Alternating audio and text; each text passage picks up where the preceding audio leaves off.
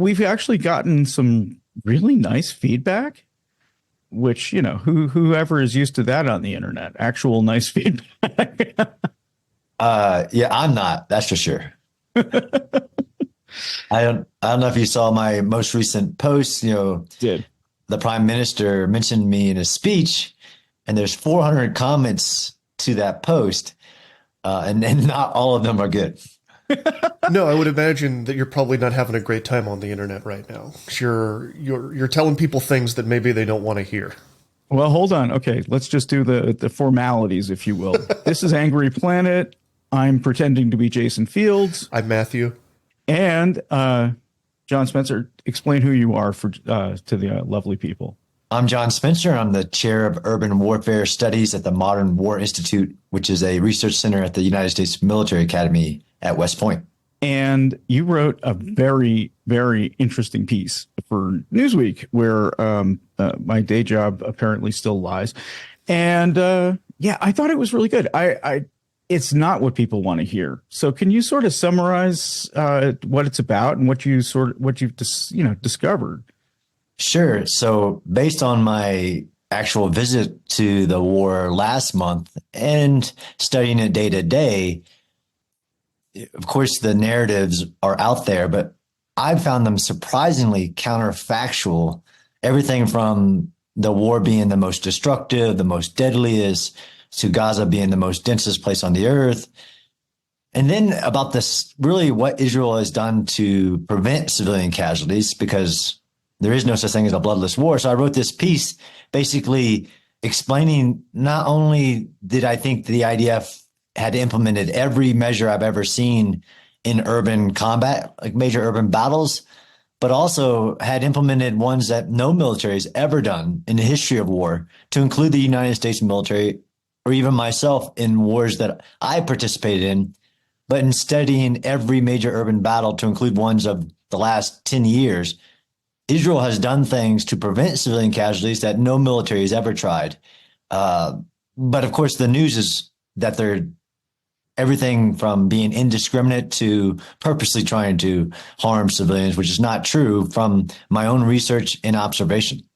So what did you see of Gaza? What does Gaza actually look like? You said it's not as dense as people make it out to be. So I'd love to get your Sure. Yeah. So I'd been to the Gaza envelope, right? Many times studying. I've actually studied the Israel, the IDF's way to urban warfare and underground warfare for years in multiple visits. And I was there last month, and I actually, for the first time, the wording is important, crossed into Gaza, because I was taken to a very large tunnel that was discovered 400 meters outside the wall. So I was in a tunnel that Hamas built in Gaza, but only 400 meters into the Gaza area. I've never been into the urban areas of Gaza like Gaza City. But if you've ever been to the Gaza envelope, even in southern Israel, you can see Gaza. It's only a few kilometers, so you can see all the urban areas, the high rises, everything from multiple points just driving along southern Israel, which made watching the videos of October 7th really hard, because I had been to most of those locations. I'd had lunch in the cities. I'd been to many of those outposts. But interestingly, when the war started off, unfortunately, the world, and to include journalists, were Googling Gaza, and they were coming up with an article that says it's the most densest place on earth, which is pretty crazy. If you've ever traveled the world and been to places like Mumbai, India, or Cairo, or how is Gaza, a city, a area, not even a city, that only, I say only, it is dense, of course, but only contains about 2.2 million.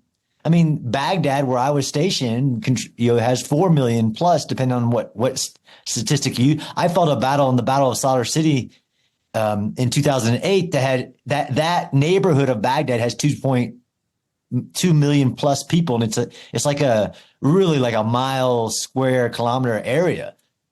But people want to use that, we're Googling it, and that's crazy. Even by metrics that us urban geeks use, like density is determined by how many people live in a single square kilometer. So if you're over 7,000 residents per square kilometer, we consider it dense. You can go to literally a slum in Mumbai called Davari has 1 million people in a single square kilometer. Like this, even Gaza City is like 62nd on the world's most densest. Gaza itself, which is the myth, right? So if you've never been to Gaza, that you think that Gaza, as in the entire area of Gaza, is one giant urban area, and it's not. So even in Gaza City, it doesn't rank even in the top 50, top 60 of the most densest places. So it was kind of like nails on a chalkboard when I was hearing it, especially in the beginning. And I still hear like CNN will say one of the most densest places on earth. Like, no, it's not. It's just not. Can I get an origin story real quick? You called yourself an urban geek. Yes. How does one become an urban geek? Yeah, that's a great question. As I'm called an urbanista, urban mafia, urban studies, really. So the fact that I started academically studying urban when I was assigned to like a think tank for the top 4-star for the Army in 2014. It was called the Chief of Staff of the Army Strategic Studies Group. And for a year, we looked at mega cities. So cities of over 10 million people. There's over 30 plus of them around the world. Think New York City to Dhaka. And for a year, we studied, could a military operate in a megacity despite that density of 10 million plus people? And there's some areas like in the Pearl Orient or in Asia where megacities are growing into other megacities. So you have megalopolises that are tens of millions of people. But in 2014, I started studying it academically. I moved to West Point. I was teaching strategy and military tactics. I helped stand up a research center that I now work for. I still work for, called the Modern War Institute. And we started that in 2015, actually. And I wrote one article about the use of concrete walls in Iraq, and it went viral. I mean, like National Geographic carried it. It was crazy that people didn't know that that's how we controlled the violence in Baghdad for years, was putting up concrete walls, making safe cities or making safe neighborhoods, basically, and then putting guards on the outside of those cities, which actually applies to what could happen in Gaza. But once that article went viral, I'm like, hey, nobody's writing about this. And since 2015, I've been writing and studying it. When I retired from the Army in 2018, though, the Modern War Institute is like, hey, do you want to keep doing this? And so I became the urban studies guy. And unfortunately, which is pretty mind blowing, there's nobody in the world who is paid and allowed or to only study urban combat. There's not a single office in the entire million person military that we have. There's not a single office in the Pentagon who is allowed to only focus on urban warfare. So I kind of fit a niche and I became the urban guy. That's really interesting. But you actually fought. You, like you said, you helped put up walls or you did put up walls. This is such a terrible civilian question. Okay. I know it is, but if you could talk a little bit about your experiences, what you saw, and sort of maybe the advice or solutions you've come up with. Sure. So, I don't try to rely on my own experience, but I did. So I was a part of the 2003 invasion into Iraq. I jumped into northern Iraq and we moved quickly south to areas in Kirkuk and in other areas. And I saw a lot of urban combat in those areas. And in 2008, I returned as a company commander of an infantry company into Baghdad at the height of the violence, a near civil war, to include a major battle, the Battle of Slaughter City. And I felt the challenges firsthand of urban combat.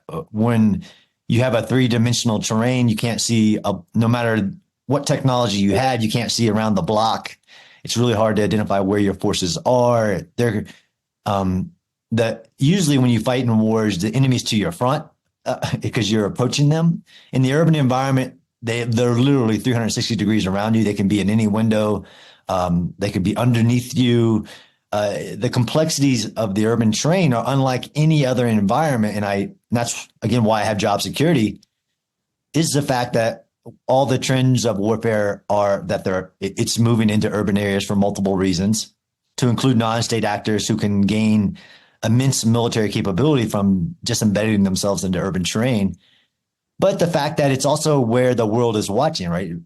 Like we've seen in Gaza and Ukraine, everybody has a cell phone and everybody can upload what the war is happening because there's millions and millions of sensors in the urban environment, which you're not going to find like in the jungle or in the Arctic. You're just not a lot of people hanging out with cell phones. Well, so how do you do this morally? I mean, that you're in an urban environment. That means that the people around you are, by definition, some of them are going to be civilians, and you're going to have babies. And all, I mean, civilians are civilians. How do you do this morally? And I mean, it must be a challenge and a half, right? Yeah, I mean, it's the worst situation you could ever put a military force who doesn't want to harm civilians. And I faced this firsthand where I had soldiers who accidentally, like say they were breaching a door and there was a civilian intermixed with the enemy, and it is heartbreaking at the personal level to see that. But I mean, what we're seeing today, like in the war against Hamas in Gaza, is that it's the greatest test of a Western way of warfare, which is to follow the law of armed conflict. So you ask how do you do it morally? I mean, first you got to ask how do you do it legally, because there are, once you enter the urban environment, more restrictions on the use of force, like things you can't use, all the protected sites like hospitals, mosques, schools. So there's already a restriction on use of force, but you're right. There's a moral element, as in what are the values of the military who are fighting the war in the urban environment where there are so many innocent civilians, because there's always civilians, no matter what you do to evacuate them. It's really challenging, but the number one way you do it is that you have a moral principle that you do not kill or target. Really important that you don't target civilians or non-combatants. Really, in the military world, you say, of course, you use the term innocent civilians, but it's really combatant or non-combatant, because you can have civilians who, within their own selves, to decide to turn themselves into combatants, even though they're not part of the military. If they pick up a weapon or if they pick up a cell phone and report, they are starting to be a part of the hostilities, then they're combatants and unfortunately can be targeted. So you start by training your military into what their values are, is that we don't target non-combatants. We don't attack civilians. And that gets drilled into you from the day you enter a military. If you're a military who follows a moral ethical code. So there are things you put in place to kind of control violence, right? The law of armed conflict is literally meant to just control the brutality of war. It isn't to say that war isn't about killing, because war is about killing. War is destruction. But you put limits on the brutality of war, especially post-World War II, when we said never again, not only meant never again a Holocaust and genocides, but never again that we target civilians like we did in World War II, trying to convince the military or the political people that we're facing to give up. So that gets incorporated in the law of armed conflict, but also in the rules of engagements in the military follows, which are additional to the laws. So that gets incorporated into this moral ethical code. It's like we don't shoot, we don't target, we don't attack civilians. We don't shoot, we don't target enemy who have given up. So like ones who are, basically you have to give quarter. It really gets incorporated into the moral fiber of your military. And I've seen that in not just the United States military, but I've visited Ukraine 4 times since the war started. I've visited the IDF multiple times. It's really unique, actually, when you evaluate whether a military is being moral, ethical, where you have a complete opposites. And sometimes people like to talk opposites, like the Syrian military, like the Russian military, who morally, ethically have ingrained into the fiber, as long as they're not us, we can kill them. And Russia has done crazy law of war violations and just things that, as a soldier, you would say, like, even if it wasn't a rule, this is just not moral. It's not human to, tie civilians' hands behind their back, kill them, to rape, to all those things that is a part of your value systems. Like, we don't do that. And that's something that we talk about in the military a lot. Is like, that's not who we are. That's not what we do. I just wondered how many militaries are actually signed on to this. and prominent examples, and then prominent examples on the other side. You mentioned Russia. Yeah. They don't even try. They don't teach about the law of war at all. I have some horror stories of learning about their professional military education, like what they do. Okay. How they brutalize their soldiers as a way to indoctrinate them into their military. But no, nothing that I've seen, especially in the Ukraine war. But you can go back to, people forget about the war in Chechnya, where Russia killed 5% of the entire population of Chechnya in their 20-month long war. They killed, if you want to talk about civilian casualties, I mean, tens of thousands of a small population, 5%. It's crazy. But nothing I've seen of the Russian military's history, if you want to go back to the Soviets as well, shows that they have any type of moral code that fits to the law of armed conflict. They actually do war violations as a way of warfare, and things that they've done in Ukraine. And again, because I have a unique job, I've traveled the world into recent war zones, from Nagorno-Karabakh to Ukraine to Israel, all around India, all around the world, studying not just what happened, but like you said, are they even trying to follow the laws of war? In Russia, Syria, not so much. Have you been to Syria? Did you visit? I did not. No thanks. That's one you skipped? Yeah, I skipped that one. Yeah. Because, I also want to study major urban battles. So I don't want to go to Aleppo. Just maybe one day. But the civil war is still going on. I mean, it's not over. I have a friend that's a war correspondent, and that was early Syrian civil war was his last one. He was done after that. He'd been in Iraq, Afghanistan, lots of places in Southeast Asia, seen a lot of really unpleasant things, and Syria was the last. He was like, I'm not doing it anymore after this. Yeah, it's like Sebastian Junger, who's a famous war correspondent, who's like, I'm done. After he taught his friend and journalist he was with died in Libya, I think. So walk me through the case that will probably make some listeners mad, and I may have some pushbacks here and there. Walk me through the case for Israel being very careful with civilians. Sure. And I tried to do that. I backed up some of the things I was saying with the evidence, right? Because for some reason, social media has instantly created millions and millions of war experts. But from the history of basically urban combat, right, there's some standard practices, which are what we call civilian harm mitigation. So, things you do to prevent civilian casualties based on the mission and what the war, again, Gaza is not a battle, it's a war.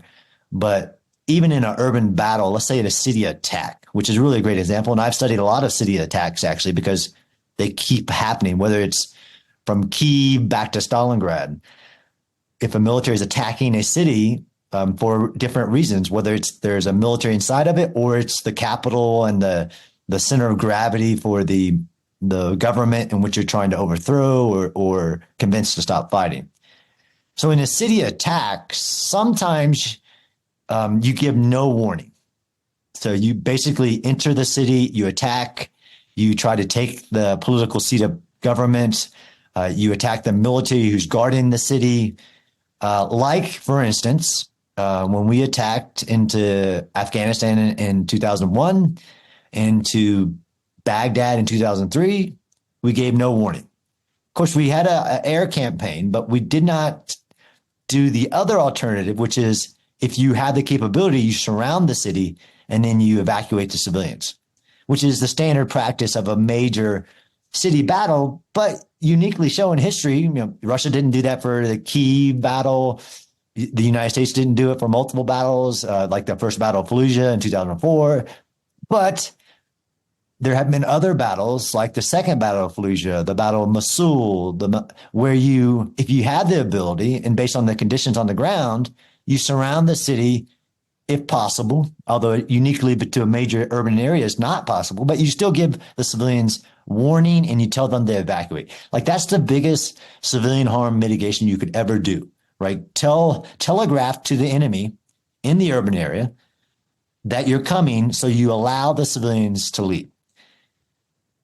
In conjunction with that, you also do things like set up a route for them. You tell the civilians, look, we're coming, and which again gives you a military disadvantage, right? Because you tell the enemy in the city, hey, we're coming, get ready. But that's what Israel did in Gaza, right? So we all know on October 7th, to include 3,000 rockets with the attack on Israel, and rockets every day since, until there's been a few days without rockets. But Israel waited about 3 to 4 weeks, depending on the timeline of where you say where the engagement started, but dropped thousands of flyers, which is a standard practice. We did the same thing basically in the Battle of Mosul and Fallujah, everything. Like, everybody does this thing where they fly low-flying airplanes and they drop millions of. It's like the worst case of littering you'd ever see in your life, but drop millions of flyers over the area and telling the civilians, this is about to be a major combat area. Please leave and move to these areas, usually is what the standard practice is. So Israel did that for Gaza City and for northern Gaza. Those are kind of like the standard practices. The other standard practices is, always before you start a battle or war, a military will attack known military locations, bunkers, command and control centers, intelligence centers, air defense systems, things like that. You basically, with long range, whether they're missiles or bombs or artillery, you attack those sites. And then there's standard practices that you do to ensure that you make the right assessment on if there's going to be civilian casualties. Not to say that you don't attack a site if there is civilians presence, but there are standard practices that you do to observe, so that when you're making the decision, because the laws of war require you to make a decision before you attack it. Like, is it required? Is it a military value? Are you striking a military site? Is it a military necessity? And then you make an assessment of proportionality of like, okay, based on what I'm about to hit, like it's a missile launching site and there's a missile about to be launched. Is it of enough value, and what are the known civilians in the area that will become casualties or injured because of the strike? That kind of targeting protocol. There are also standard practices that you use: satellite imagery, cell phones that are in the area, to make so you know what's there before you strike it. Again, Israel does that. And uniquely, and especially in the beginning of the war, Israel does things. Okay, now we'll start to get into things that no other military in the world does. Is that if Israel has like let's say a building in which the bottom floor is all enemy, it will call everybody in that building, to include the enemy, saying, look, we're about to attack this building. I've never seen that in any war of the world, where you call everybody in a building before you strike it. They also have this thing called roof knocking, where they'll drop small explosives on the top of the building. Like, they'll call everybody like, look, I'm serious. In about 10 minutes, we're going to attack this. You have 10 minutes to get out. And then they'll drop explosives. Now, they didn't do that a lot, but they did do it in the beginning of this war, this practice called roof knocking. But they did do the targeting protocol, right? So there's what a standard practice is, and then there are additional to what Israel does and nobody else does. And then as for days and weeks, as Israel is calling for the evacuation of northern Gaza, they have thousands of soldiers, which to me was, and I didn't believe it until I went and visited, on phones, calling to people in the cities in which they know they're about to conduct operations, calling the imams, the local leaders, the business owners, and like trying to reach people on the phone and actually talk to them like, look, have you heard about the evacuations? We'd like you to lead. So no military's ever done that in the history of war. And then they used an automated system to also launch robocalls. So basically pre-scripted messages, and like 2 million of those, 2 cell phones in the areas in which the operation is about to come. No military's ever done that. So that's what they did as part of the evacuation. Although evacuations are standard, creating a safe route, telling them where to go, that's all standard. Well, lastly, we can talk about how Hamas' strategy is to create as many civilian casualties as possible. So that adds to the complexity of it, to include shooting civilians who are trying to leave, to include ordering civilians back into areas that have already been cleared. Hamas was doing that. As the war continued, once Hamas intelligence was driving operations, especially in southern, there's basically a river. It's a dry creek bed, actually, a river that bisects northern and southern Gaza. When the IDF started to move on southern Gaza, they did something that I've never seen, and actually really surprised me as an urban guy, is that they started issuing out the IDF maps. So all militaries have these things called control measures. To include, we'll number every building in a city, and we'll cut a urban area up into small pieces of pies and then name those areas like, okay, this is zone 21 through 1000. And we'll create a map, and we'll hand that map out to all of our forces so that we all can communicate. Like, look, Alpha Team or, whatever company's in zone 20 today. Well, the IDF decided to give that map to all the civilians and Hamas.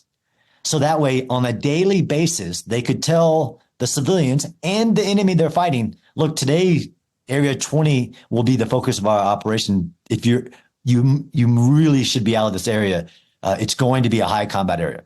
And then lastly, I'm sorry I'm going so long. There's just a lot of measures they've taken. Is they soon after the northern fight started, the IDF started doing daily pauses in the fighting. So 4-hour pauses, as they saw a need to increase the civilian harm mitigation, as in to get more civilians who hadn't heeded the calls to evacuate from the flyers, from the text messages, from the phone calls. So they started telegraphing that they would do daily 4-hour pauses to the enemy and to the civilians so that more civilians could get out of areas where the troops were already there. So that's you asking me as a company commander on the ground, like, hey, for the next 4 hours, no fighting. And there's going to be civilians walking towards you into your combat areas. So the complexity of that is that Hamas does not wear a uniform. So that's the challenge of the guy on the ground, is that at any moment, somebody who's dressed in civilians could attack them. But they would do these 4-hour pauses in which civilians were told that, hey, and again, through texts and through phone calls, tomorrow, wait for a call. There'll be a 4-hour pause in the fighting. We will not be fighting. And you can move along this route to your area. Again, that has not happened in recent urban battles, where in the Battle of Mosul, there were a couple pauses, like 2-week pauses, because the IDF were losing thousands of soldiers. Because the Iraqi security forces in the Battle of Mosul were losing thousands of soldiers. So they did a couple 2-week pauses because they were losing thousands of soldiers. But this daily pauses, there have been pauses in wars. Again, that's kind of a standard practice, but I've never seen them do a daily pause, which actually would telegraph to your enemy, like, hey, tomorrow we're going to have a 4-hour pause so we can reinforce and move around without anybody attacking us. So those are some of the things that were the standard practices, but also more measures than any military in the history of war have taken to prevent civilian casualties, despite all the mass media headlines of most destructive, most intentional, all of this that aren't just factual. So I have 2 questions from that. But, sure. First is, there are days on the media reports that there are blackouts of communications in Gaza. So if that's happening, how do you get warnings to people? Are they still doing that, or what? Cell service is notoriously awful in Gaza and was before the war started. Yep. No, it's been a great question. I watched as the IDF spokesman would get that call. So in some areas, of course, they would targeted internet outlet, which is standard practice too, to cut the enemy off from being able to communicate to itself. It wasn't all areas, and they would implement. So it's not like they would just use a single service. So they would increase the number of flyers being dropped. They would, again, once they had those maps out, they could target those blackouts.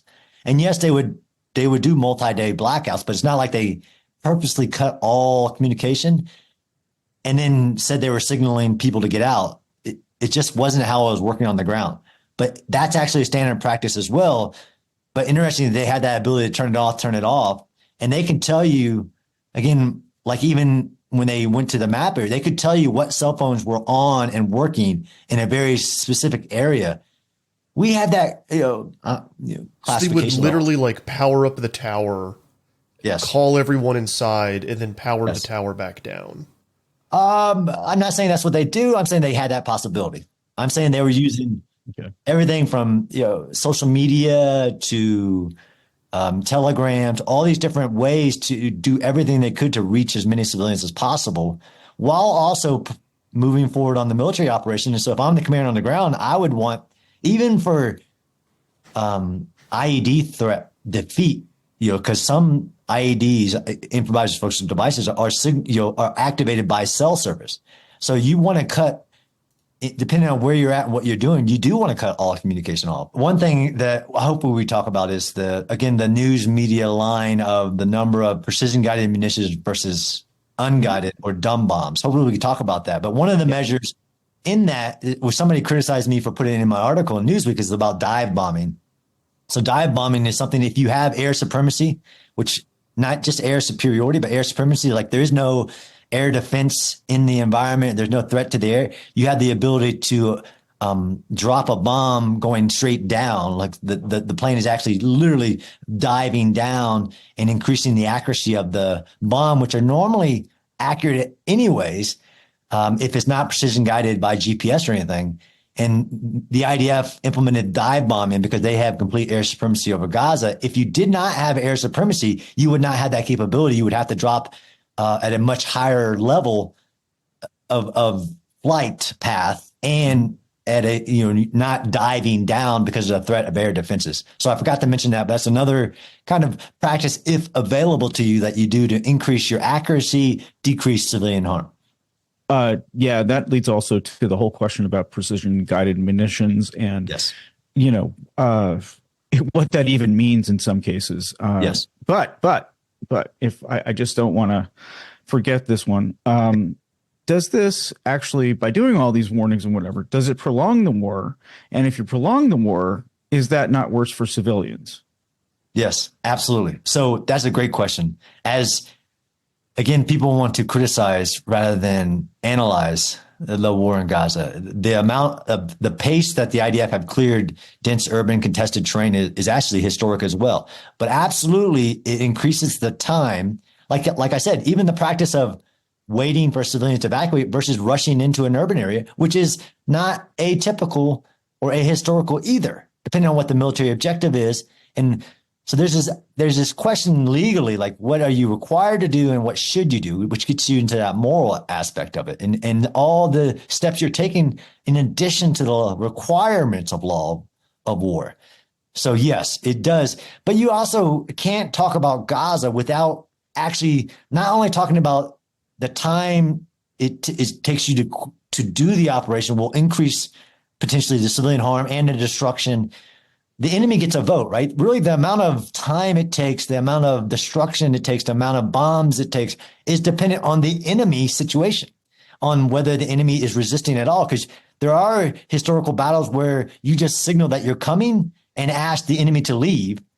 It's just all the way back to Sun Tzu. It's called the Golden Gate. You give them an opening, or if you psychologically tell them to give up. Anyways, but you can't talk about all the things that the IDF have done in Gaza without discussing the time variable to the hostages, since there's 200 plus hostages, and usually the more time that hostages is held, the less likelihood that you're going to get them back alive. Yeah, I think they're down to 100 now is what I was reading most recently. Right. Yeah. As we're talking.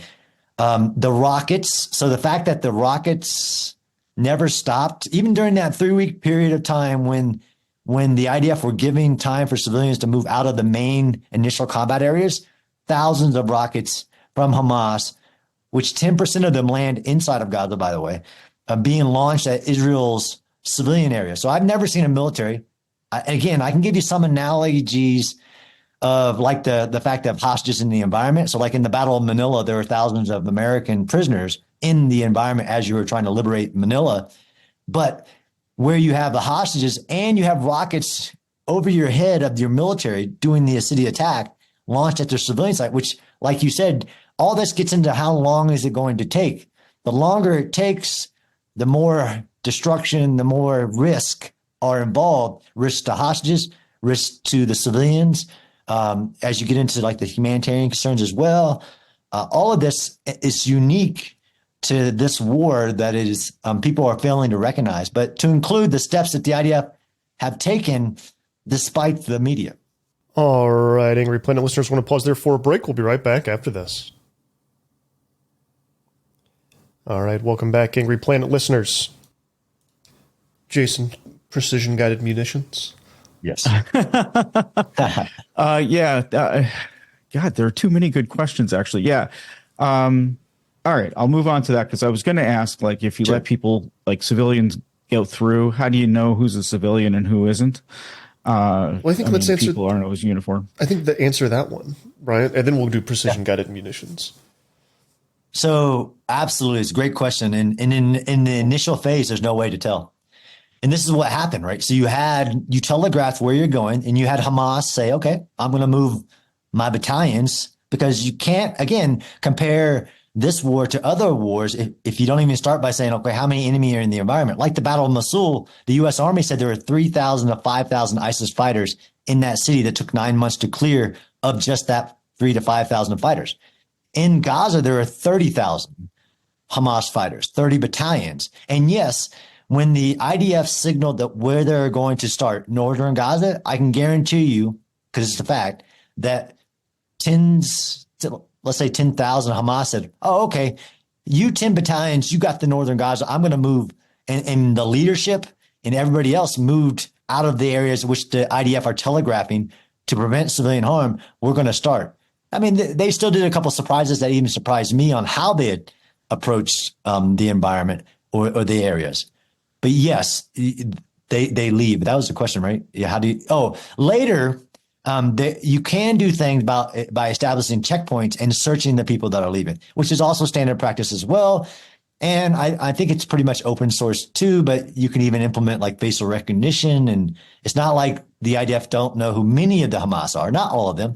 And in the urban environment, one of the strongest way, even when everybody's wearing civilians, to determine who the enemy is when they start shooting at you.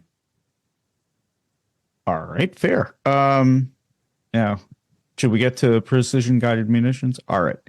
I'm curious about a number of things, but just to describe what they are right now, I just want to say that I was listening to NPR this morning, and they were talking about a militia leader who was behind some of the attacks against U.S. troops, I think in Jordan. They used a Hellfire missile to kill this guy in a car, and it didn't even have a warhead on it. It's a kinetic missile. Yep. So that is this the knife missile? Yeah, Senzu, right? Like a Shinju knife. Yeah, where it strikes and then the blades pop off of it. Correct. Yeah, it's the same one we used on Soleimani. Same one that we believe was used even in Damascus to eliminate a Hamas leader. So that is sort of, in a way, the ultimate in precision guided munition. You're not even creating an explosion around the vehicle. You Correct. Are really just getting the people around you. Sure. Okay. But this seems like the whole thing is weird, honestly, because as in everything in war, you're trying to kill people. It's really a matter of who you're trying to kill. I mean, you're trying to meet military objectives, actually, rather than you're not trying to kill people. But in order to get to where you need to go, that's the whole point. It's called war. So do you have any idea about when this concept came to be and how they're used now? Does my question make sense? Yeah, it does. I mean, so I'm not a weapons expert, although I've studied the use of weapons in urban combat extensively. The use of precision guided munitions, which people usually use, they don't even know what they're talking about, is when the bomb, the missile, whatever has a technology on it that is usually GPS, and it can guide the munition onto the target to a very high probability of where it's hitting. So there's this thing called circular probability of error, right? So basically, when you drop a missile or a bomb or something like that, there's kind of rings around it on which, okay, I know it'll land in this ring of, and then as you go out there, the probability of error based on weather, based on the flight path, on thousands of variables. But once the use of these things called GPS, whether it's something on the cone of the missile, the bomb, or a kit you put on top of it, it increases the likelihood that it'll hit like within 1 to 5 meters, which is just insane, right? That level of accuracy, you're dropping something from 50,000 feet and it's going to hit something within 3 meters, 5 meters of the ground. That started really in a popular, let's say, open source in the Persian Gulf War, right? In our attack of Saddam Hussein's, we dropped 250,000 missiles and bombs. And of those 250,000, really about 2% of those were precision guided, as in they had this technology on them. The rest would be considered non-guided. I don't like to call them dumb, but some people want to go there and call them dumb munitions because they don't have that. But they're actually, whether it's a mortar round, an artillery round, or a missile, if you know anything about the military, they actually hit what they're shooting at. Is just a sort of a higher probability that it may be 5 meters to 50 meters off, right? A standard artillery round is usually around 50 meters of accuracy. If you want to talk about the use of artillery in urban warfare, it's vital. It's tens of thousands of rounds, usually per day, of artillery, and it has a high. But everybody got focused on in the news because the U.S. intelligence source quoted the number of bombs dropped in Gaza and said over 50% of them are dumb, which means 50% of, let's say, 20,000 bombs were unguided, as in they didn't have that precision guided technology on them. And for some reason, because people are just ignorant to war, they're like, that's massive. That's a huge number of unguided. That means they're just carpet bombing Gaza, right? No, actually, it doesn't mean that at all. It just means that of all the bombs and missiles, that percentage didn't have that guided system, so it didn't hit within 5 meters.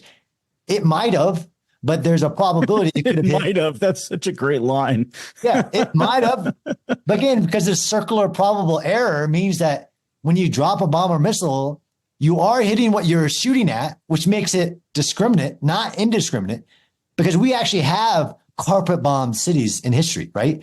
Yeah. And I think it was, I don't know, Senator Sanders who said that, it's like Dresden in Gaza. Like, well, that's ignorant, because in Dresden, it was unguided. It was literally carpet bombing where you just fly over the city and hit anything. And there were 25,000.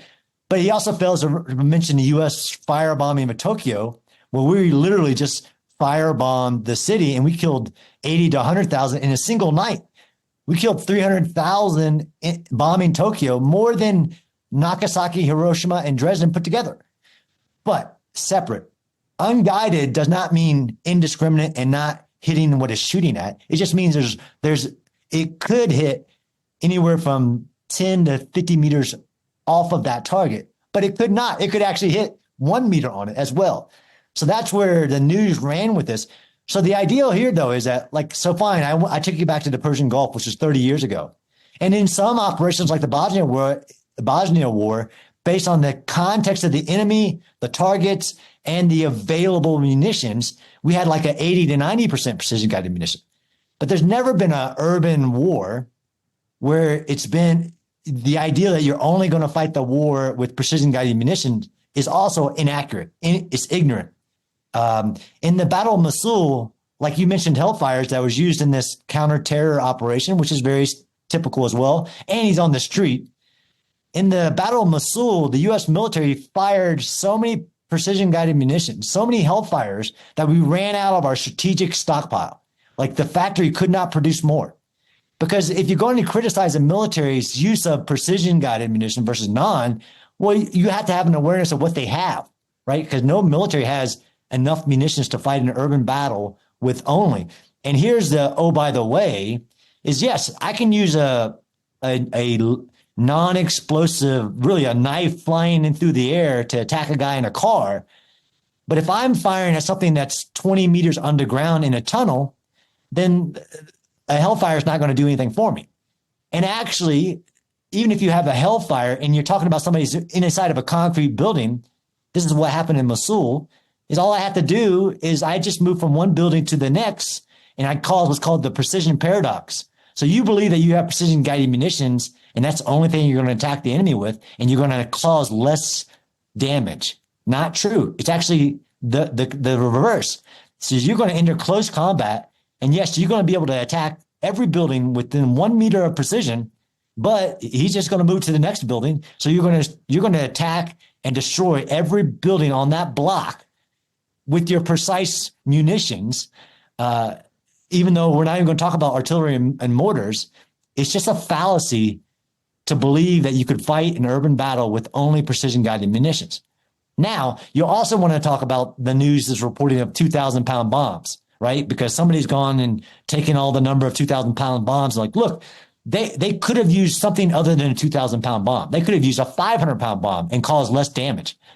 Okay, what was the target they were shooting at? Since we know there are 450 miles of tunnels in Gaza, ranging from 15 feet to 300 plus feet. And at that level, at 300 feet, you really get below the level of a modern munition could reach. There are ways you get deeper, but we dropped a 30,000-pound bomb in the invasion of Iraq on a bunker in Taji Airport Base, a 30,000-pound bomb to get to it. But to say that you could use a 500-pound bomb instead of a 2,000-pound bomb, like, well, what was he shooting at? Was he shooting at a underground tunnel? Because we know there's lots of them, but it's crazy when somebody will report they've dropped a historic level of 2,000-pound bombs. Oh, okay, but well, maybe because they're fighting in a war that has more tunnels than any military has ever faced in a battle. Because even if you talk about the Vietnam War, there was only about 60 miles of tunnels to include in Cu Chi and other places where the Americans faced a lot of tunnels, or maybe 130 miles, but not 450 miles. I've got some listener questions about tunnels, actually. Let's do it. Jason, unless you've got something else you want to jump on. I was just going to point out that precision-guided munitions probably were created so that you'd hit things more accurately rather than save civilians. But it's nice that they do. Exactly. But it is a standard practice. Yeah. But again, you have to talk about availability of munitions as well, right? So people will also talk about Gaza without talking about northern Israel, right? The fact that Hezbollah has attacked Israel since October 7th, and it's a total different military threat. But somebody said, well, you should use all your every round that you fire into Gaza should be precision guided munitions. Like, what about the threat to my north where there's 100,000 civilians that had to get evacuated because there's tens of thousands of Hezbollah fighters about to invade? Yeah, but we'll get you precision guided munitions from somewhere else. Do you know what the first request from Israel to the United States was on October 8th? No. It was a military request for Iron Dome interceptor missiles that we have and JDAM kits. On October 8th, they asked for JDAM kits, which are the kits you put on top of unguided munitions to make them precision-guided munitions, like 500-pound bombs or 2,000-pound bombs, so that you hit exactly where you're aiming at. Listener questions. I think you're going to like these. What are the most important factors that make tunnel and urban warfare different from other forms of warfare? How does this change the decisions made by senior leaders? So it really gets to, on that question, well, what makes tunnels different in urban environments than, let's say, tunnels in other environments, right? If you even talk about like the historic Battle of Iwo Jima, I mean, they were in bunkers and tunnels, but Hamas built their tunnels unique, again, to Hamas, because, North Korea has thousands of miles of tunnels, China, thousands of miles of tunnels. But in the urban environment, again, because once you enter the urban environment, there's already restrictions on the use of force. So I can't drop a 300,000-pound bomb or a 30,000-pound bomb or the Moab, the mother of all bombs that we dropped in Afghanistan on a tunnel complex, which was the biggest drop of basically munitions since the nuclear bomb.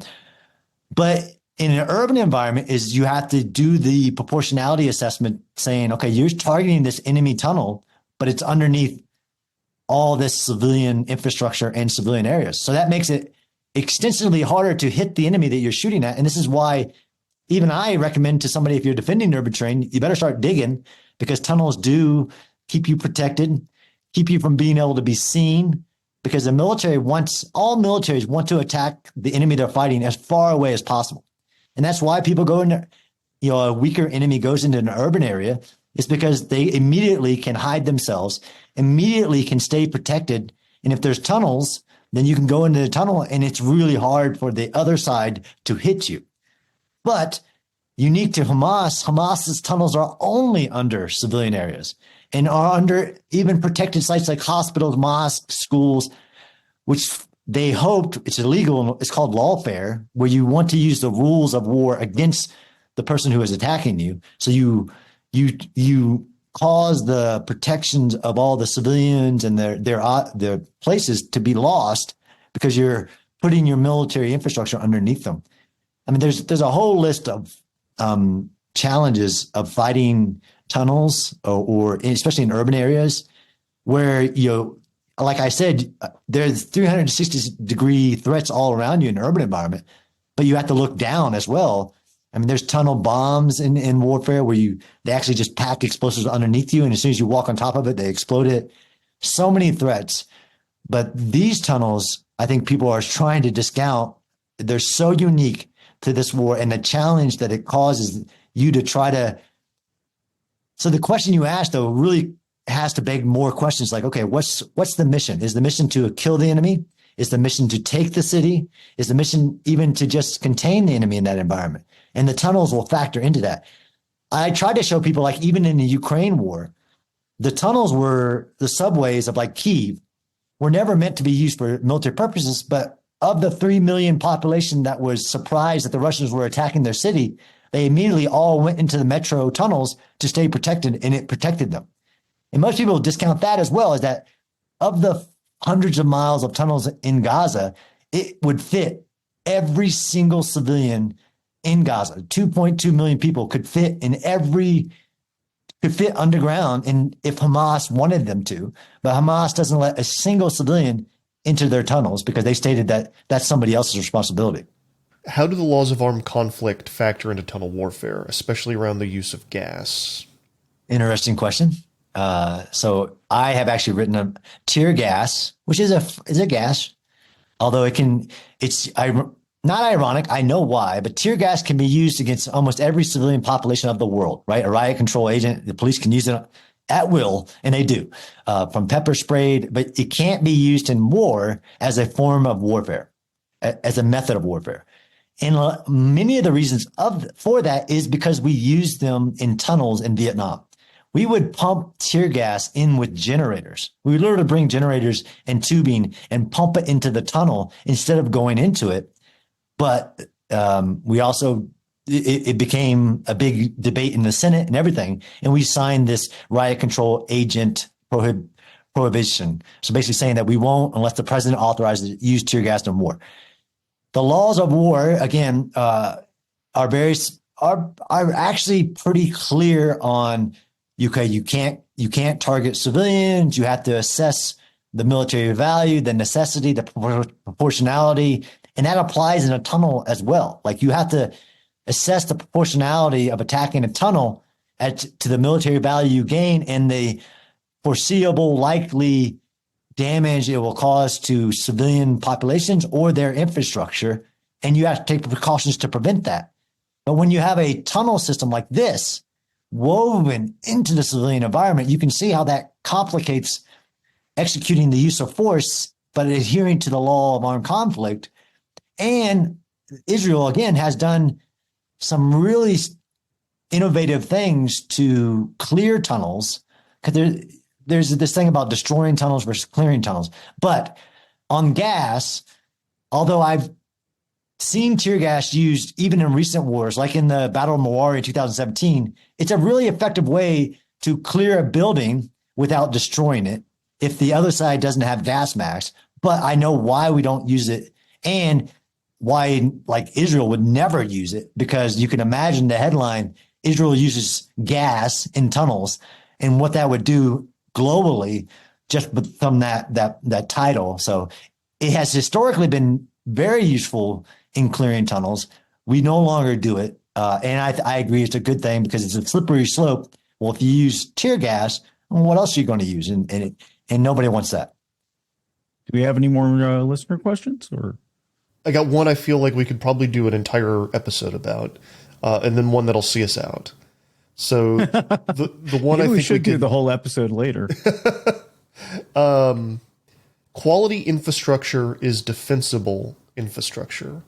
how does build quality, plan versus as built, and most importantly, maintenance figure into war planning? Does it?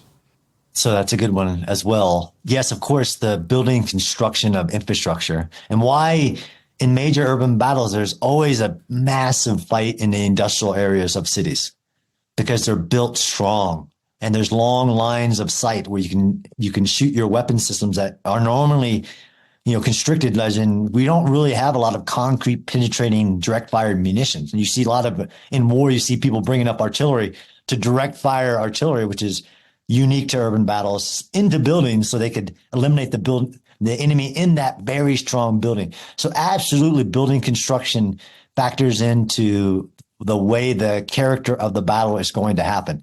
If they're in really reinforced, steel reinforced poured concrete, that building is going to take a lot of damage. Even like the Battle of Stalingrad, where most of the buildings were left standing, but the roofs were off. So it really factors into how it's maintained as a building.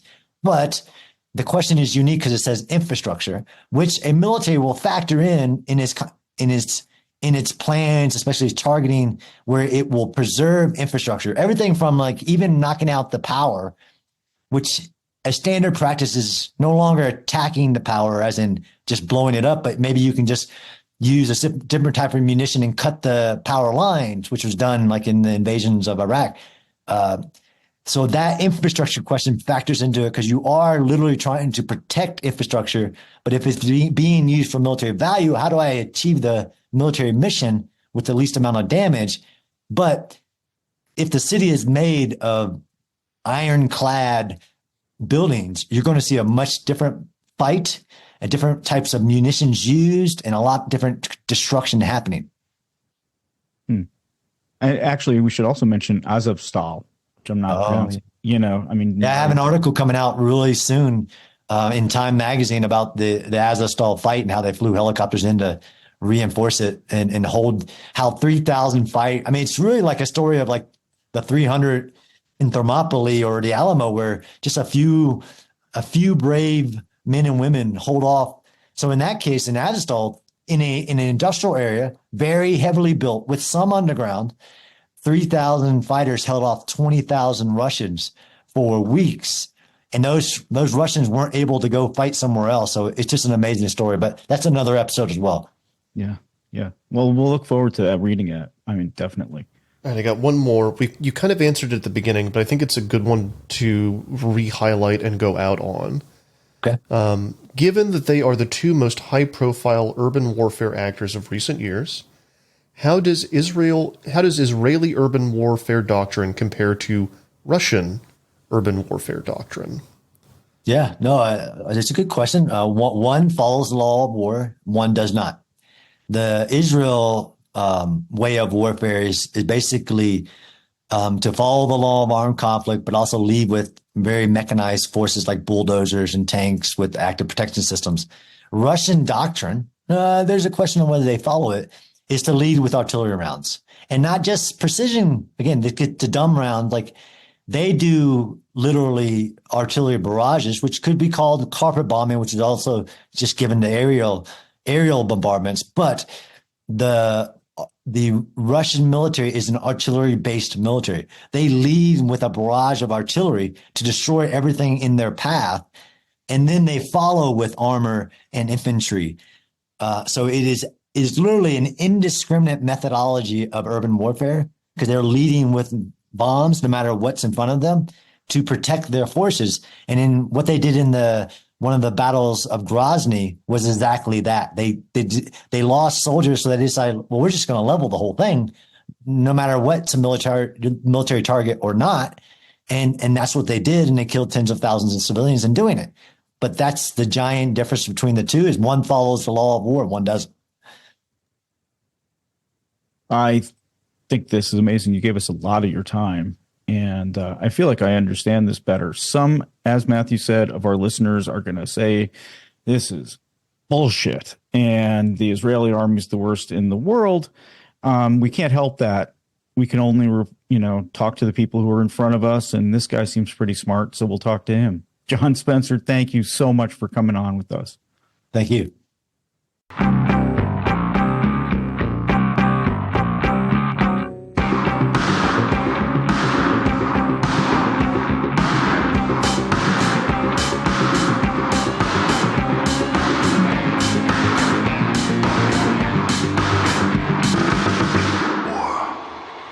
War never changes.